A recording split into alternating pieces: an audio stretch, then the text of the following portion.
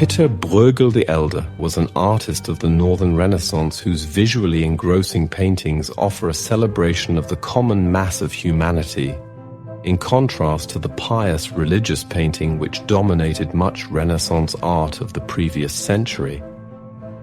Born in what is now the Netherlands in the 1520s, reputedly into a peasant family, his work focuses on themes such as rural working life, religion, and superstition, and the political and social intrigues of his day.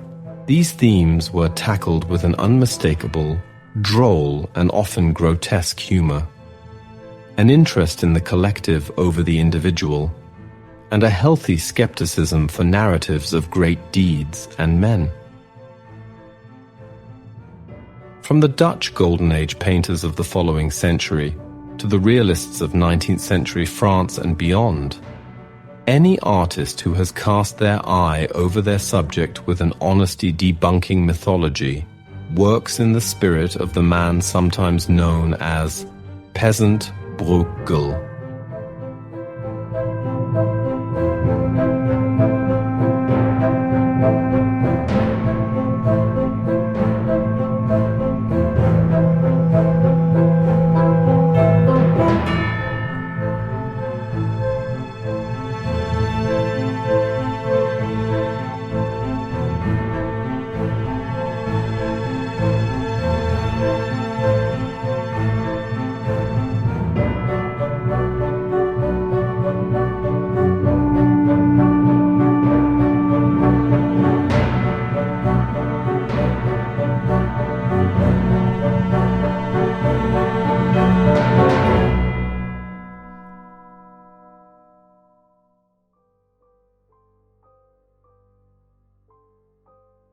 Landscape with the Fall of Icarus, attributed to Pieter Bruegel the Elder, masterfully intertwines Greek mythology with a vivid depiction of everyday life, offering a profound commentary on humanity's indifference to individual tragedy.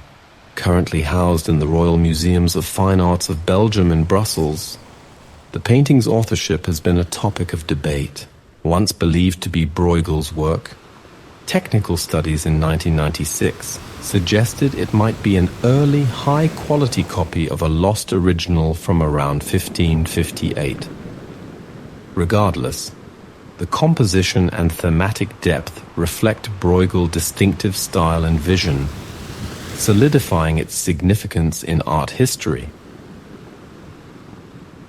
In the painting, Bruegel reimagines the myth of Icarus, the ill-fated figure from Greek mythology. Icarus, equipped with wings crafted by his father Daedalus using feathers and beeswax, disregarded warnings not to fly too close to the sun. The wax melted, leading to his fall into the sea. Unlike traditional depictions, Bruegel minimizes Icarus's tragedy, showing only his legs submerged in the water near a passing ship. The myth is relegated to the periphery, overshadowed by the larger narrative of human life continuing uninterrupted. The foreground features a ploughman absorbed in his work, symbolizing humanity's focus on labor and survival. Nearby, a shepherd gazes upward, perhaps momentarily distracted by Daedalus soaring away, yet remains disengaged from Icarus's plight. A fisherman by the water's edge casts his line, indifferent to the splash nearby. In the midground, ships sail steadily, embodying the continuity of commerce and exploration, undisturbed by the mythic event.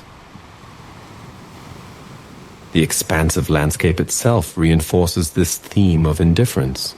The luminous horizon, rendered in warm, earthy tones, exudes vitality, juxtaposing the insignificant tragedy unfolding within it. Intricate details, from the rippling water to the distant cityscape, depict a dynamic, thriving world where individual misfortunes are easily overlooked. The sun, half set on the horizon, underscores the futility of Icarus's ambition, as his flight fell far short of its goal. Bruegel's inclusion of the ploughman, shepherd, and angler aligns with Ovid's account of the myth, which describes these figures as astonished by the sight of Icarus and Daedalus.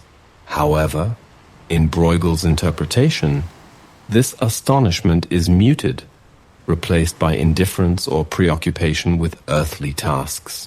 Daedalus himself is notably absent, heightening the isolation of Icarus's fall. Symbolically, the painting critiques humanity's tendency to prioritize mundane pursuits over profound events. Icarus, often seen as a symbol of hubris and overambition, becomes a cautionary figure whose downfall barely registers with those around him. This indifference reflects Bruegel's observations of a 16th century society increasingly consumed by material concerns, where the extraordinary is often overlooked in favor of the ordinary. Through its blend of mythological narrative and meticulous realism, Landscape with the Fall of Icarus transcends its mythic roots to explore universal themes of human nature, mortality, and the unrelenting march of life. This interplay between myth and reality challenges viewers to reflect on the fleeting significance of individual tragedies within the broader tapestry of existence. It remains a timeless meditation on the complexities of human indifference and the resilience of everyday life.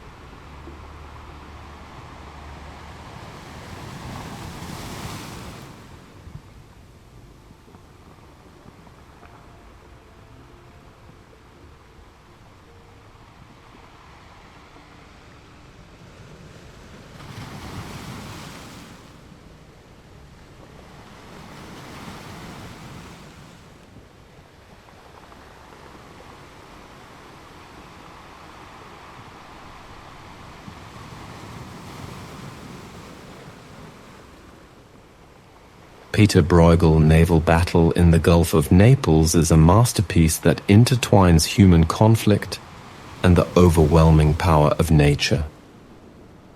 Likely painted during or after Bruegel's travels to Italy in the mid-16th century, this work vividly portrays a chaotic naval skirmish set against the tranquil yet imposing backdrop of the Gulf of Naples.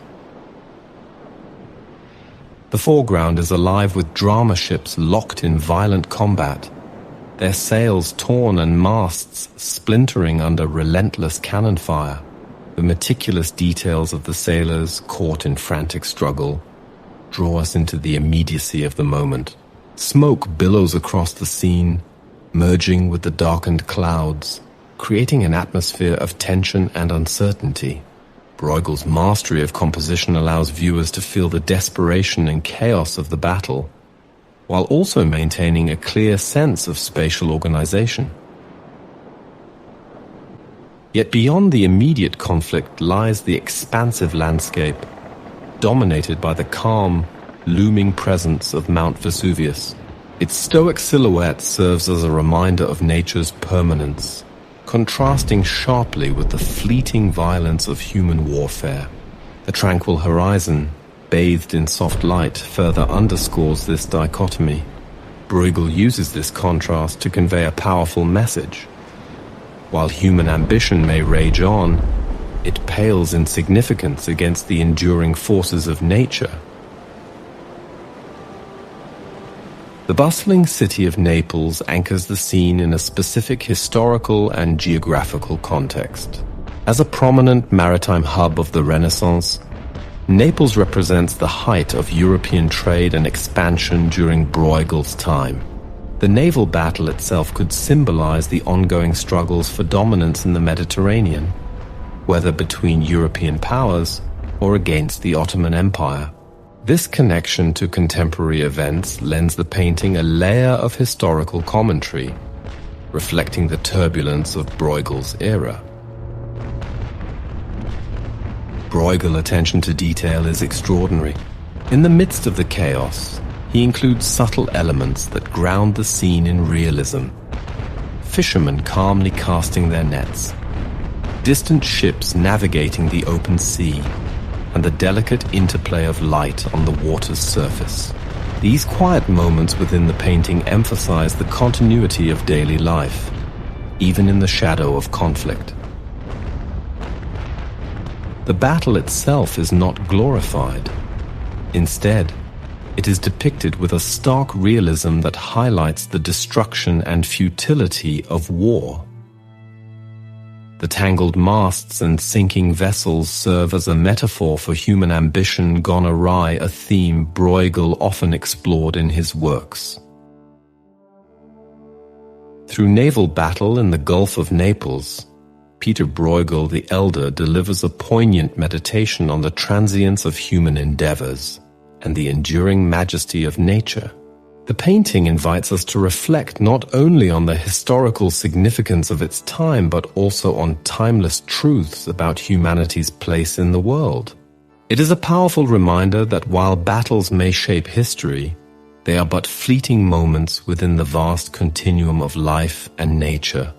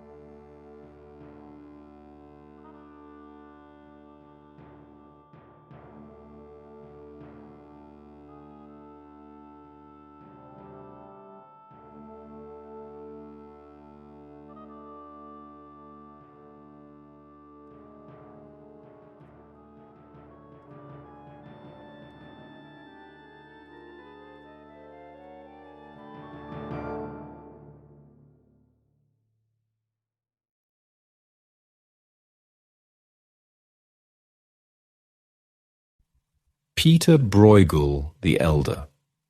The Fall of the Rebel Angels, completed in 1562 and housed in the Royal Museums of Fine Arts of Belgium, is a dramatic and chaotic depiction of one of the most pivotal moments in Christian theology.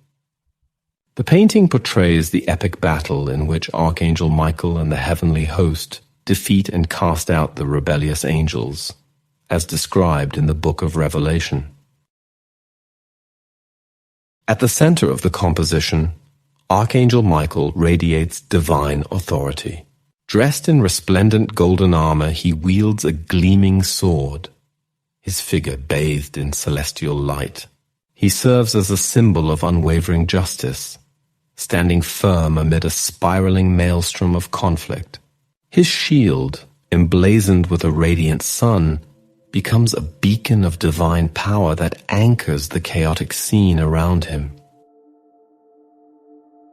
Surrounding Michael is a whirlwind of activity, populated by grotesque, hybrid creatures that symbolize the fallen angels in their corrupted forms. These monstrous beings are unlike anything seen in reality chimeras, with parts of birds, reptiles, insects, and fish. Some have skeletal features, others are bloated or malformed, reflecting their moral and spiritual decay. Bruegel's creatures are not arbitrary.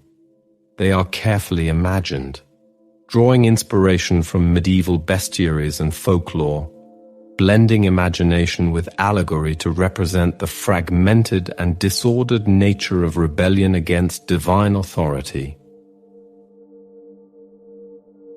In contrast, the forces of heaven surrounding Michael maintain their composure and poise. The angels depicted in luminous tones exude serenity and purpose, underscoring their divine righteousness. They stand as a stark counterpoint to the disarray and grotesqueness of their fallen counterparts, emphasizing the dichotomy of order versus chaos.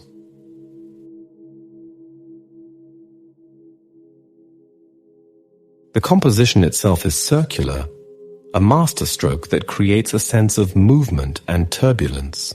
The viewer's eye is drawn first to Michael, then outward through the spiraling chaos of the fallen angels. This dynamic arrangement conveys the inevitable descent of the rebels into the abyss. The background fades into a dark, smoky void, suggesting the depths of hell awaiting the defeated forces. Bruegel's use of color further enhances the narrative. The divine figures shine in bright golds and whites, while the rebels are rendered in earthy browns, murky greens, and shadowy tones, symbolizing their fall from grace. The interplay of light and dark adds depth, heightening the drama of the celestial conflict. Symbolically, the fall of the rebel angels is rich with meaning. It illustrates the consequences of pride, rebellion, and the relentless pursuit of power. The grotesque forms of the fallen angels serve as a warning about the corrupting influence of hubris. Their descent into chaos contrasts sharply with the serene and orderly forces of heaven, reinforcing the idea that divine justice prevails over chaos and disorder. The painting also reflects broader societal themes of the 16th century, a time of religious upheaval and shifting ideologies. Bruegel's meticulous detail and imaginative vision invite viewers not only to marvel at his artistic skill, but also to reflect on the moral and spiritual lessons embedded within the narrative. Pieter Bruegel, The Fall of the Rebel Angels, is more than a depiction of a biblical story. It is a profound exploration of human nature, the dualities of good and evil, and the consequences of rebellion against order. Its intricate details, symbolic depth, and dramatic composition ensure that it remains one of the most compelling works of the Northern Renaissance. A timeless masterpiece that speaks to audiences across the centuries.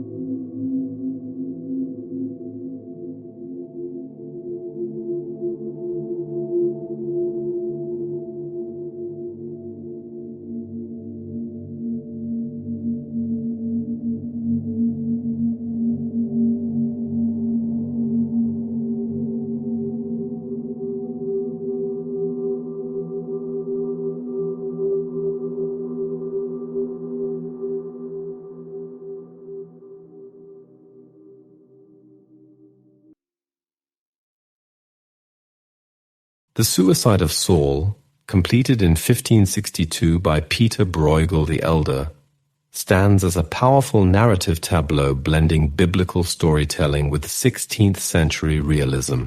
Now housed in the Kunsthistorisches Museum in Vienna, this early panel by Bruegel represents a masterful attempt to reconcile the complexities of human drama with the grandeur of an expansive landscape. The painting is based on the biblical account from 1 Samuel 31, where King Saul, faced with imminent defeat by the Philistines, commands his armor-bearer, "Draw your sword and thrust me through with it, lest these uncircumcised men come and abuse me." Paralyzed by fear, the armor-bearer refuses, leaving Saul to take his own life by falling on his sword. Moments later, the armor-bearer, overcome by despair, follows his master's fate. Bruegel's interpretation departs from the typical focus on Saul's individual tragedy and instead emphasizes the ripple effects of his demise, particularly the harrowing moment of the armor-bearer's death. Bruegel's genius lies in his ability to infuse the scene with both a sweeping narrative and intricate, relatable human details. The painting is dominated by a rugged, war-torn landscape where the chaos of the battlefield stretches far into the distance. The figures are clad in 16th century armor, a deliberate anachronism that recontextualizes the ancient biblical story within Bruegel's own time. This choice not only makes the scene more immediate for his audience, but also draws a parallel between the moral failings of Saul and the contemporary struggles of Bruegel's war-torn Europe. In the foreground, Saul's lifeless body is draped over his sword, his final act of desperation rendered with a poignant stillness. The armor-bearer's collapse just moments later is shown with equal emotional weight, as the encroaching Philistine army looms ominously in the background. Their banners and armored figures surge forward, creating a sense of impending doom. The painting's compositional balance is extraordinary. While the central tragedy unfolds in the foreground, the landscape commands equal attention, drawing the viewer's eye outward. The winding river, rocky terrain, and soft glowing horizon juxtapose the violence of the scene, creating a powerful dichotomy between the chaos of human affairs and the enduring permanence of nature. Bruegel uses earthy tones and muted colors to emphasize the grounded realism of the setting, while the distant sky hints at a higher, perhaps divine perspective. Symbolically, The Suicide of Saul critiques the destructive power of pride and the inevitability of downfall for those who succumb to it. Saul's death, often interpreted as divine punishment, reflects the themes of hubris and moral consequence prevalent in 16th century thought. Bruegel's inclusion of the armor-bearer, who's often overlooked in biblical depictions, adds an additional layer of tragedy, highlighting how one person's downfall can reverberate, affecting others caught in their orbit. The painting also underscores the fragility of human life amid the unstoppable forces of history and nature. The vastness of the landscape diminishes the figures, reminding viewers that individual struggles, no matter how significant, are fleeting in the grand scope of existence. Through The Suicide of Saul, Bruegel invites us to reflect on the nature of leadership, the cost of pride, and the human tendency to repeat cycles of tragedy. It is not merely a biblical painting. It is a timeless meditation on mortality and the inexorable passage of time, rendered with Bruegel's characteristic depth and artistry.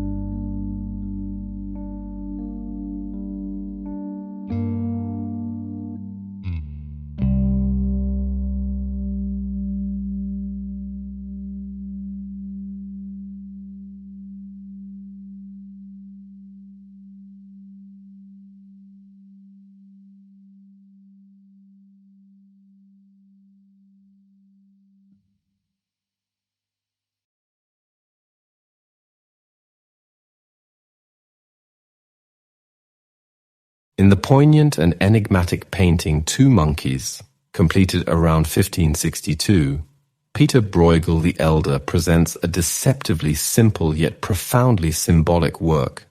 This small oil-on-panel masterpiece, housed in the Gemälde Gallery in Berlin, captures two monkeys chained to a stone archway overlooking a sprawling seaport in the background.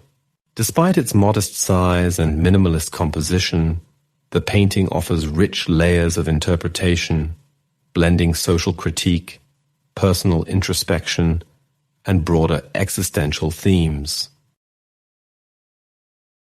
At first glance, the painting depicts two monkeys sitting in subdued stillness. One monkey gazes outward, its expression seemingly resigned, while the other looks downward, appearing withdrawn and melancholy. Their chains are prominently displayed, anchoring them to the cold, unforgiving stone of the archway. Behind them, a bustling harbour stretches out, with ships anchored and ready for voyages, contrasting starkly with the monkey's confinement.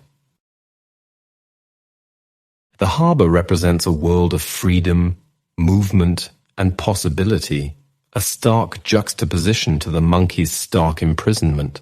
This contrast intensifies the emotional resonance of the painting, evoking feelings of isolation, captivity, and longing. The seaport, likely inspired by Bruegel travels and his exposure to bustling mercantile hubs, may also serve as a metaphor for human ambition and exploration. The monkeys themselves have sparked various interpretations. One perspective sees them as symbols of humanity's baser instincts, greed, excess, and folly now, subdued and chained by societal norms. Their resigned postures suggest an awareness of their captivity, evoking a tragic sense of self-awareness. Alternatively, the monkeys can be seen as stand-ins for broader social critique. Bruegel was no stranger to addressing the tensions of his era political oppression, economic disparity, and religious conflict. The chains, then, may symbolize the constraints placed on individuals by societal structures, the lack of freedom to act, speak, or even dream. The cold stone framing the monkeys creates a physical and metaphorical barrier. While the outside world teems with opportunity, the monkeys are forever separated, emphasizing the dichotomy between freedom and captivity. The more outward-looking monkey could represent a glimmer of hope or defiance, a longing for liberation. Meanwhile, the other's downcast expression conveys resignation, as though it has accepted its fate. Pieter Bruegel's Two Monkeys is a testament to his ability to capture profound truths within deceptively simple scenes. Through the monkey's chains, he encapsulates the human condition, the tension between freedom and constraint, ambition and limitation, hope and despair. This small yet mighty work invites viewers to reflect on their own chains, be they physical, societal, or self-imposed, and to consider the nature of freedom itself.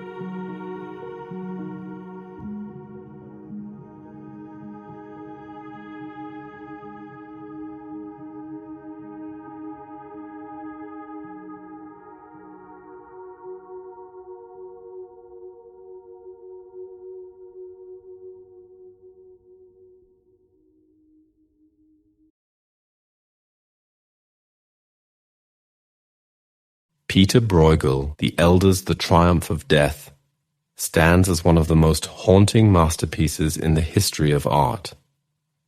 Painted around 1562 and now displayed in the Museo del Prado in Madrid, this work vividly captures the anxieties of an age plagued by war, famine, and pestilence. Bruegel transforms these collective fears into an apocalyptic vision of death's omnipotence, creating a timeless meditation on mortality and the fragility of human life. The painting's central motif is the skeletal army, a relentless force that spares no one in its path. These skeletal figures, animated yet devoid of humanity, are depicted in chilling detail. Clad in tattered remnants of burial shrouds, they wield scythes, swords, and even coffins, turning ordinary symbols of mortality into tools of annihilation. Bruegel's meticulous brushwork imbues these figures with a grotesque vitality, as though they are a force beyond life, a manifestation of death's inevitability and power. The composition is chaotic yet deliberate, a masterful depiction of pandemonium. Every corner of the canvas brims with vignettes of terror and despair, each contributing to a narrative of universal destruction. In the foreground, a cart overflowing with human skulls serves as a grim centerpiece. The anonymity of the skulls highlights death's impartiality. Kings and peasants alike are reduced to mere remnants of their former selves. Surrounding the cart, Bruegel captures moments of raw human desperation. A knight futilely raises his sword against a skeletal soldier, a symbol of humanity's inability to resist the inevitable. A woman clutches her infant as she flees, her maternal instinct rendered powerless in the face of death's sweeping reach. Nearby, skeletons drag terrified victims into coffin-like traps, turning the tools of burial into weapons of destruction. Bruegel's treatment of the landscape intensifies the painting's apocalyptic tone. The background is dominated by burning cities and barren wastelands, devoid of life and vitality. This desolation underscores the totality of death's triumph.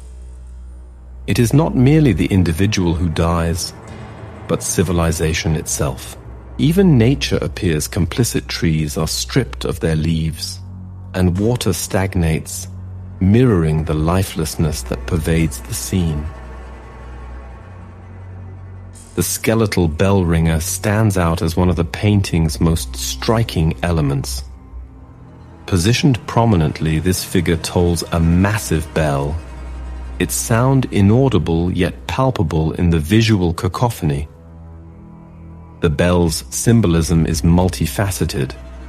It is both a call to attention and a death knell, a harbinger of the end that reverberates across the canvas. Another layer of Bruegel's genius lies in his juxtaposition of the grotesque and the mundane.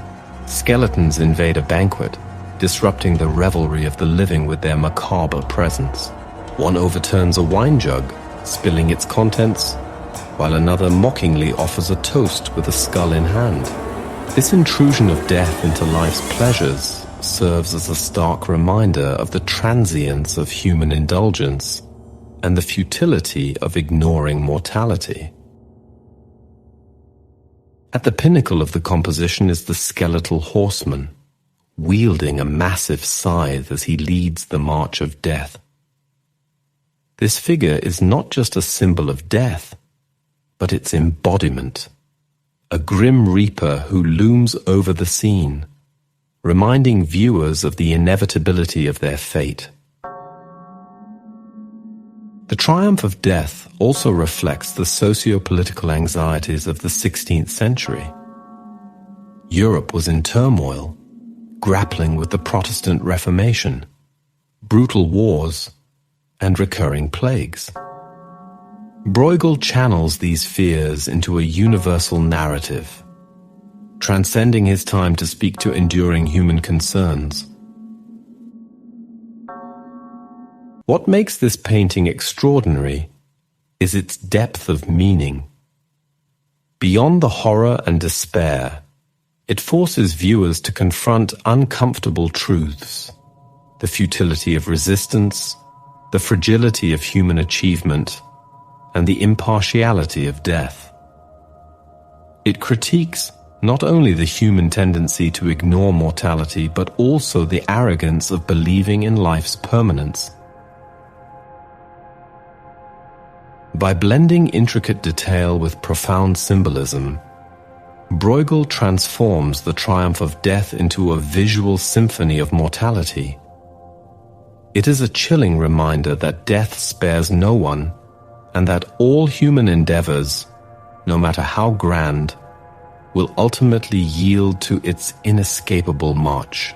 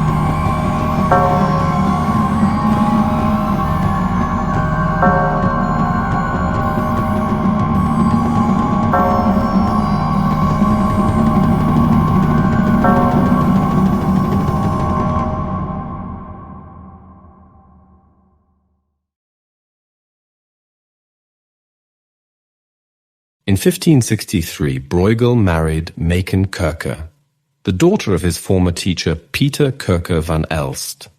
There was a significant age difference between the two, the artist in his 30s and his bride, whom he had known since she was a child, only 18 years old.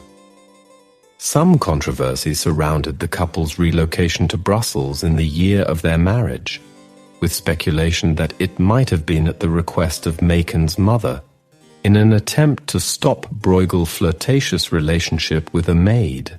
The extent of the relationship between artist and servant remains a mystery, though there are accounts of humorous interactions between them, such as the story that Bruegel marked a stick with a notch every time the maid told a lie. She was so deceitful, it was said, that Bruegel ran out of room on his stick. Despite its rocky beginnings, Bruegel marriage marked the beginning of an artistic dynasty that incorporated the couple's two artist sons, Peter, later known as Pieter Bruegel the Younger, born in 1564, and Jan Bruegel the Elder, born in 1568. The young Peter would go on to create many copies of his father's paintings, helping to ensure their international reputation long after the elder Bruegel death, but also resulting in doubt over whether particular compositions were the work of father or son.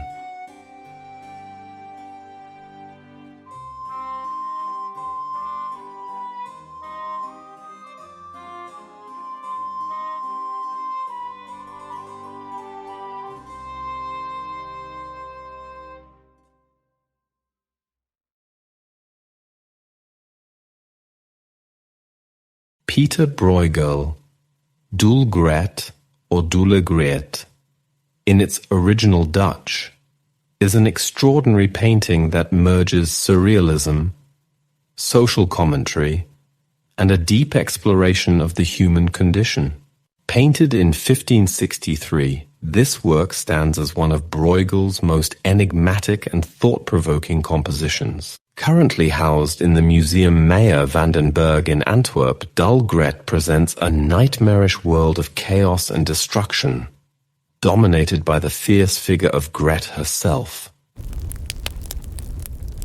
The painting is based on Flemish folklore, where Griet, a formidable peasant woman, embodies strength and defiance. She's often portrayed as someone capable of braving even hell itself, and Bruegel reimagines her as a towering, armored figure leading an invasion into the fiery abyss.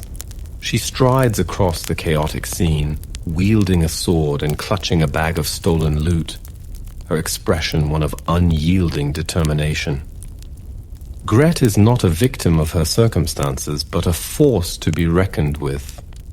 A symbol of rebellion against oppressive systems and perhaps against the inevitability of fate. Bruegel's composition is teeming with grotesque creatures and apocalyptic imagery. Demonic figures swarm the landscape, their distorted forms blending animalistic and human traits. They engage in absurd and often violent acts, creating a sense of pandemonium that mirrors the tumult of Bruegel's era. Fires rage in the background, consuming structures and casting an eerie glow over the scene, reinforcing the painting's hellish atmosphere. In the foreground, Griet's companions, an unruly mob of peasants, fight their way through hordes of demons. These figures, crudely depicted, highlight Bruegel's skill in representing the grotesque. They are not idealized heroes, but ordinary people, their crude and chaotic actions emphasizing the folly and desperation of humanity. The infernal setting is rich with symbolism. Hell is depicted not as a distant, otherworldly realm, but as a grotesque extension of the human world, filled with familiar yet distorted objects, household utensils, broken weapons, and shattered remnants of daily life litter the ground, suggesting the collapse of order and the corruption of the mundane. The monstrous creatures themselves appear as exaggerated reflections of human vices, greed, gluttony, and aggression made manifest. Bruegel's use of color enhances the painting's unsettling atmosphere. The palette is dominated by murky earth tones, punctuated by flashes of fiery reds and yellows. These warm hues draw the viewer's eye toward the inferno in the background and the menacing forms of the demons, while the muted tones of Griet's figure suggest her resilience amidst the chaos. Dulle Griet can be interpreted as a critique of human folly and the pervasive nature of greed and conflict. The loot Griet carries, despite the chaos around her, could symbolize humanity's obsession with material gain, even at the cost of moral and spiritual degradation. Her defiant march into hell may represent the self-destructive tendencies of individuals and societies driven by ambition and avarice. The painting also resonates with the socio-political climate of the 16th century. Europe was undergoing immense upheaval, with religious conflicts, peasant revolts, and political instability shaping the cultural landscape. Griet's bold defiance could be seen as a reflection of the peasant class's resistance against the exploitation and oppression of the ruling elites. Yet Bruegel's genius lies in his ability to imbue the grotesque with moments of humor and absurdity. Amidst the chaos, there are small, darkly comedic vignettes, demons engaging in nonsensical acts, humans scrambling over each other in desperation, and bizarre hybrid creatures emerging from unlikely places. These details, while unsettling, also invite the viewer to find moments of levity within the darkness, reflecting the complexity of the human experience. Ultimately, Dulle Griet is a multifaceted masterpiece. It challenges viewers to confront the darker aspects of human nature, while also celebrating resilience and defiance in the face of overwhelming odds. Bruegel's intricate composition and sharp social commentary make this painting not only a visual spectacle, but also a profound reflection on the human condition, resonating as strongly today as it did in the artist's own time.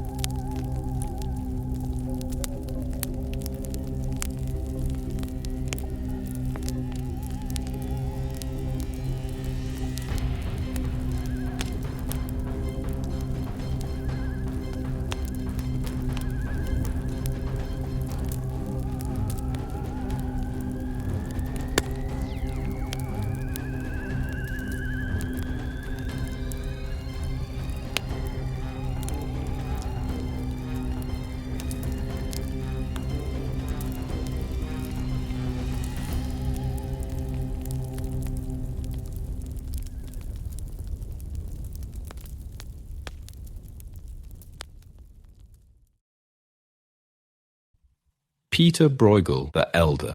The Tower of Babel is one of the most iconic works of Western art, a grand and deeply symbolic exploration of ambition, hubris, and the fragility of human endeavor. Painted in 1563, this masterpiece exists in 3 versions, but the most famous is housed at the Kunsthistorisches Museum in Vienna. This monumental painting reimagines the biblical story from the book of Genesis, where humanity sought to build a tower that would reach the heavens, defying divine authority. In response, God scattered the people across the earth, confounding their language and halting their progress. Bruegel captures this narrative with unparalleled detail, transforming it into a cautionary tale about the consequences of pride and overreach. At the heart of the composition is the colossal tower itself, an architectural marvel that spirals upwards, dominating the landscape.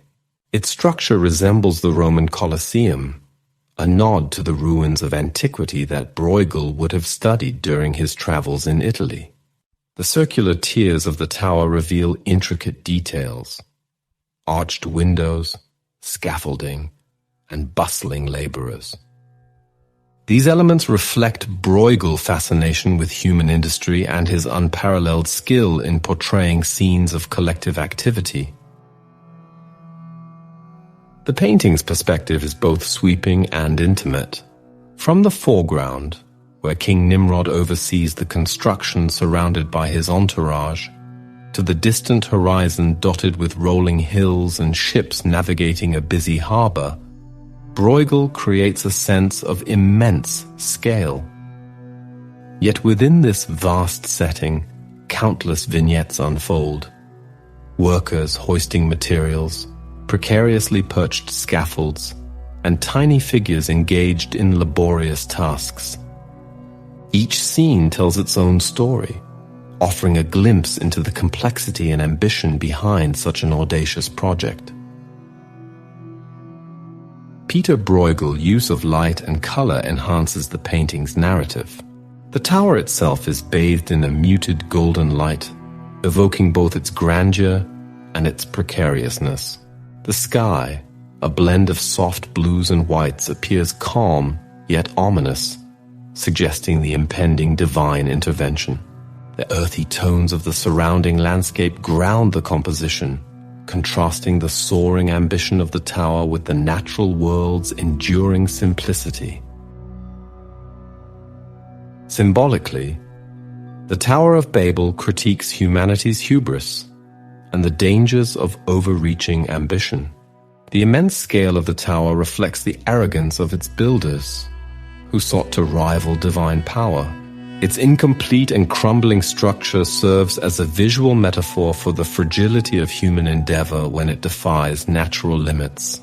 Pieter Bruegel's meticulous attention to detail amplifies this message, as the bustling activity and apparent progress of the workers stand in stark contrast to the inevitable failure of their project. The painting also offers insights into the socio-political climate of Bruegel time. The 16th century was an era of monumental ambition, marked by the rise of empires, exploration, and monumental architectural projects. Yet it was also a period of deep religious conflict and societal upheaval. Pieter Bruegel, The Tower of Babel can be read as a reflection on these tensions, a reminder of the dangers of pride and the need for humility in the face of divine and natural forces. Moreover, the parallels to the Roman Colosseum add another layer of interpretation.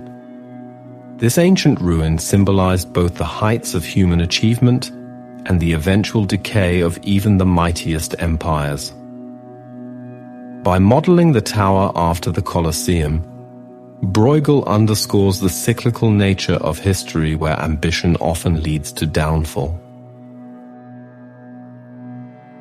Pieter Bruegel's genius lies in his ability to transform a biblical tale into a timeless commentary on human nature. While the Tower of Babel illustrates the consequences of defiance against divine will, it also invites viewers to reflect on the limits of human ambition and the enduring tension between progress and humility.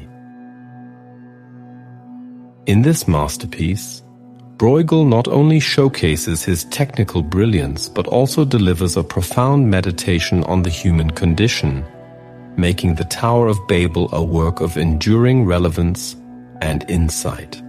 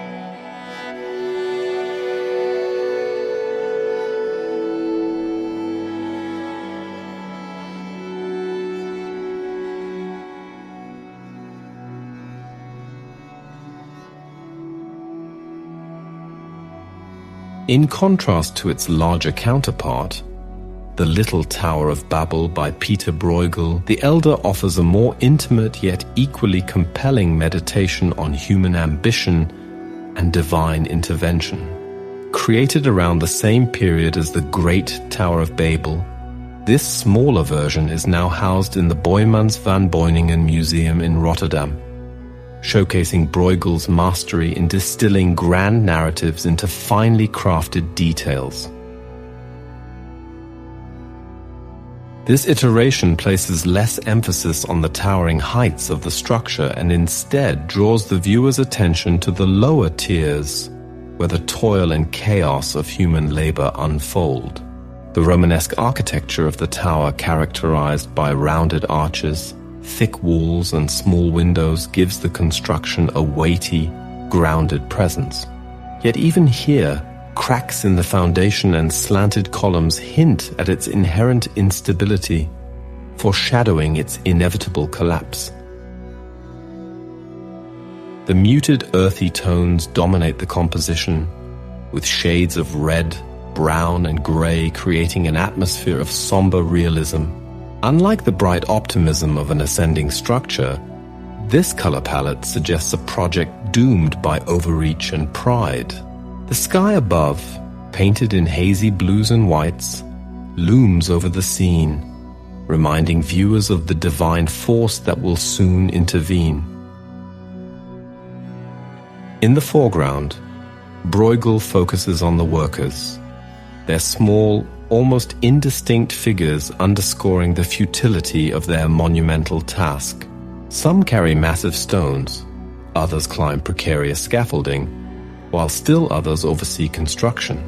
Yet instead of harmony, there is disarray, symbolizing the impending confusion that will descend upon them as their languages are divided. Through this painting, Bruegel invites us to reflect on the limits of human ambition and the consequences of pride. The unfinished tower becomes a metaphor not just for the Babel story, but for humanity's recurring hubris. The belief that we can transcend our natural bounds without repercussions. While the Great Tower of Babel may command attention with its scale and grandeur, the Little Tower of Babel captivates through its subtlety, grounding the moral lesson in the tangible realities of labor and failure.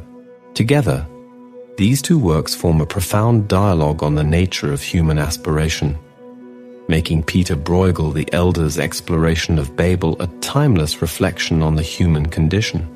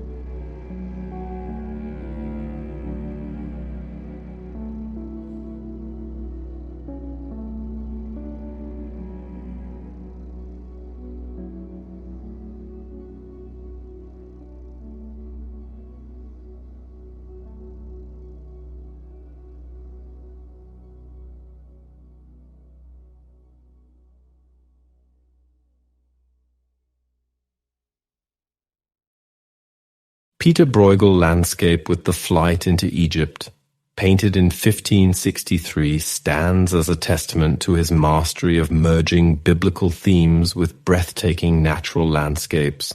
This work, housed today in the Courtauld Gallery in London, presents a quiet yet profound meditation on the Holy Family's perilous journey, interwoven with Bruegel hallmark focus on humanity's place within the vast expanse of nature. Unlike traditional religious artworks which foreground the central figures, Bruegel's painting immerses Mary, Joseph, and the infant Jesus within a sprawling, mountainous terrain.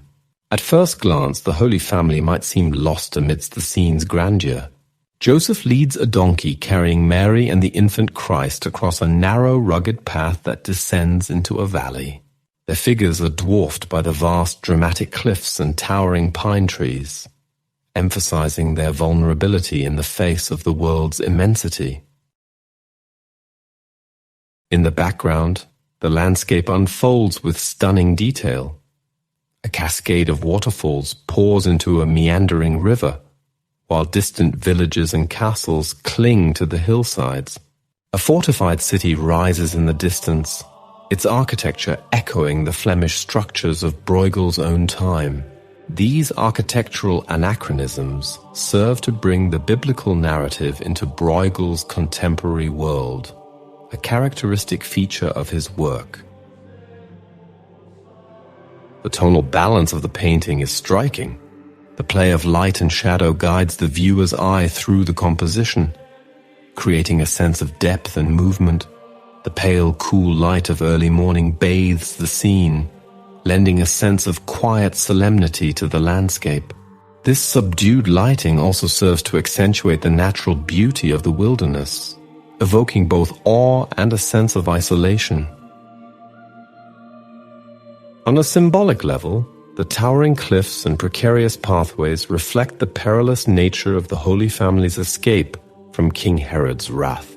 The smallness of the figures within the vast landscape can be interpreted as a metaphor for humanity's fragility and dependence on divine protection. The rivers and waterfalls may symbolize the passage of time and the inevitability of change, while the fortified city suggests a distant, unreachable safety. Pieter Bruegel, Landscape with the Flight into Egypt exemplifies his ability to transform a well-known biblical story into a reflection on the human condition. By emphasizing the landscape over the figures, Bruegel invites the viewer to contemplate the interplay between the divine narrative and the earthly realm. In this painting, the journey of the Holy Family becomes a journey for all of humanity, a passage through beauty, danger, and uncertainty, all under the vast expanse of the heavens.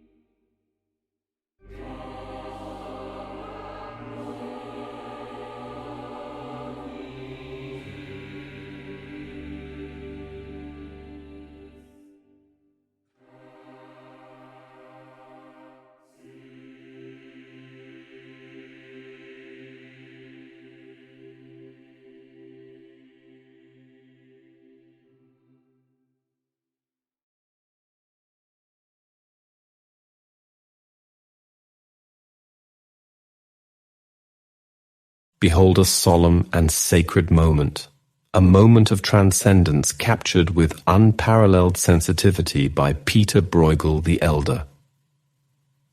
The Death of the Virgin, housed today in Upton House, Warwickshire, presents the poignant final hours of the Virgin Mary, surrounded by the apostles. In this intimate composition, Bruegel departs from his usual focus on rustic landscapes to explore a deeply spiritual narrative. The room is dimly lit, with a single candle casting its soft glow across the scene. Its light illuminates Mary's peaceful face as she lies at the center of the painting, symbolizing her unwavering faith and eternal grace. Around her, the apostles exhibit a range of emotions: grief, contemplation, and prayer. Their postures and expressions capture the human reaction to loss while remaining deeply reverent. The texture of the walls, the intricate folds of the linens, and the rustic wooden furniture evoke a sense of humility and earthly simplicity, contrasting the divine serenity of Mary herself. Bruegel's color palette, dominated by subdued earthy tones, enhances the somber atmosphere, drawing viewers into the stillness of this sacred moment. The single candle serves as a powerful symbol, a beacon of hope and eternal life. Its flickering light is both fragile and enduring, mirroring the duality of human mortality and divine eternity. With the Death of the Virgin, Bruegel invites us not only to witness, but to reflect. It is a reminder of faith's enduring strength in the face of mortality and of the profound connection between the earthly and the divine.